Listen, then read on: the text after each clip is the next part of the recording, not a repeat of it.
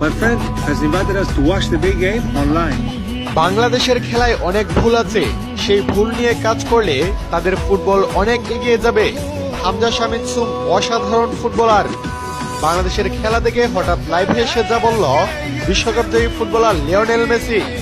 দর্শক, শক্তিমত্তায় বেশ এগিয়ে থাকা হংকংয়ের বিপক্ষে হাড্ডাহাড্ডি লড়াইয়ের পরেও শেষ মুহূর্তে হতাশার হার দেখেছে বাংলাদেশের সমর্থকেরা। দীর্ঘ সময় ৩-১ গোলে পিছিয়ে থাকার পর ৮৪ ও যোগ করা সময়ের ৯ম মিনিটে সমতায় ফেরে হেভিয়ার কেব্রেরার দল।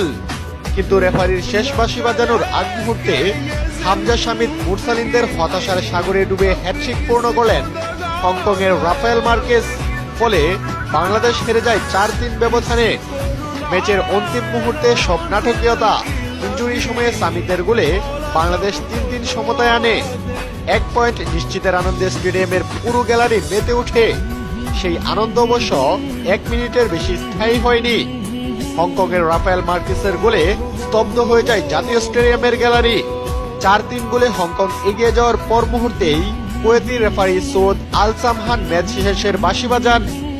হামজা জামালরা কেউ বসে পড়লেন, আবার কেউ জার্সি টেনে মুখের কাছে নিলেন। হোম ম্যাচে একবার লিড নিয়ে আবার সমতা আনার পরেও শেষ পর্যন্ত হারেই সঙ্গী হলো বাংলাদেশের। এই হারে বাংলাদেশের ৪৫ বছর পর আবার এশিয়া কাপ খেলা অনেকটাই ধূলিসাৎ হয়ে গেছে।